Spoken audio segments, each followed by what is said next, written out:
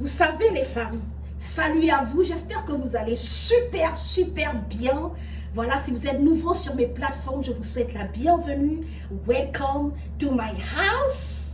Voilà, ma porte est ouverte pour vous. Si vous me découvrez pour la première fois, je suis Audrey, d'accord? Je fais de la motivation. J'essaie de motiver les femmes, encourager les jeunes, voilà, relever et redonner espoir à certaines personnes qui ont les difficultés d'avancer dans leur propre vie, d'accord? J'essaie en fait juste d'ajouter à ce que vous avez déjà quelque chose de plus. Vous voyez un peu?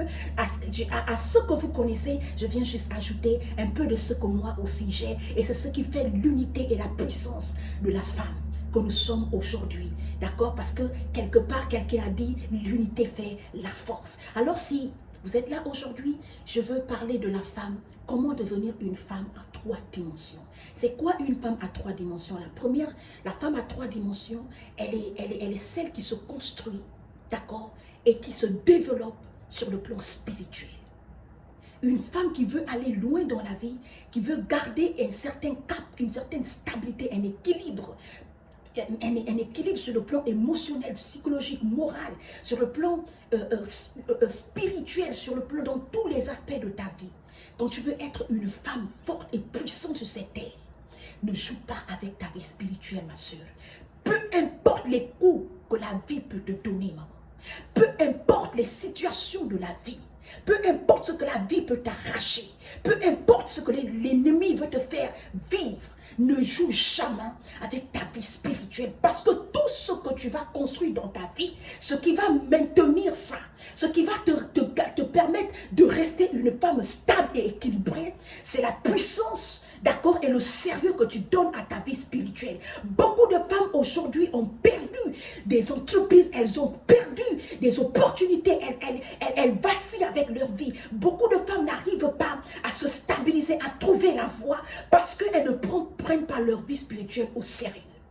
La deuxième dimension, si tu veux être une femme équilibrée et stable, une femme qui va loin, qui veut aller loin dans la vie, tu dois prendre ton éducation au sérieux, maman. Non seulement l'éducation que tes parents t'ont donnée, mais aller te faire éduquer. Prendre des formations. Aujourd'hui, les formations sont gratuites sur YouTube, sur Internet. Tu n'as pas besoin de payer forcément des formations, ma soeur. Fais-toi éduquer. Prends ton éducation au sérieux. Beaucoup de femmes, elles veulent réussir, elles veulent entreprendre, elles veulent aller de l'avant, elles veulent faire ceci, mais elles n'ont pas de formation. Elles n'ont aucun certificat, même un certificat qui prouve que tu as fait quelque chose, tu as appris quelque chose dans ta vie. Mais elles veulent avancer, elles sont stagnées. D'accord? Et la troisième dimension, c'est l'entrepreneuriat. Vous savez, la femme africaine, quand nous on grandit, quand on embrasse la vie, quand on arrive dans les réalités de la vie, on a déjà un fardeau au dos.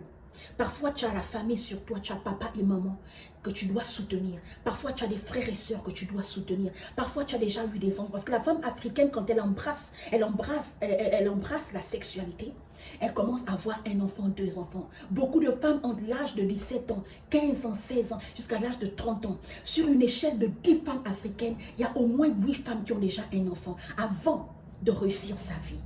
Donc, quand tu grandis, quand tu rentres dans la vie, tu as déjà des enfants, tu as déjà un fardeau sur ton dos, mais tu prends soin de ces enfants comment?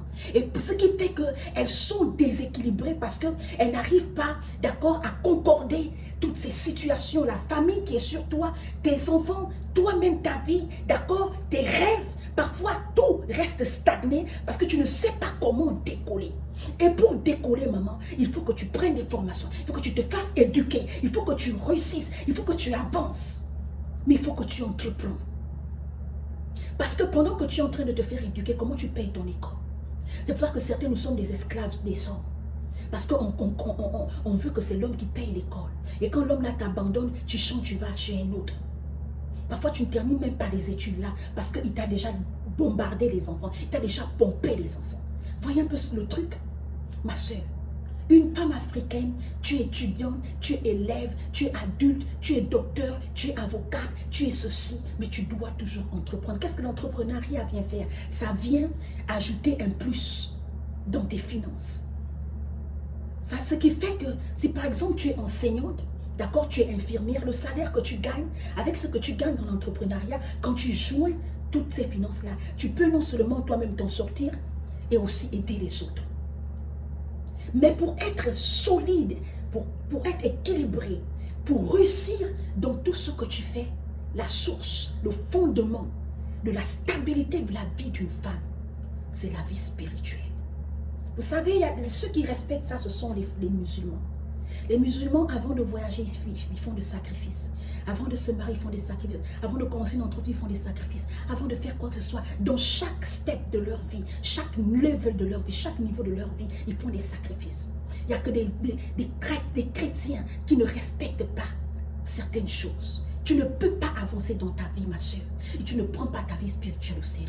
Et tu ne sais pas faire des sacrifices qu'on appelle l'offrande et le donner dans ta vie. Et tu ne... Regarde, ma soeur. La femme que je suis aujourd'hui, je ne suis pas meilleure que toi, maman.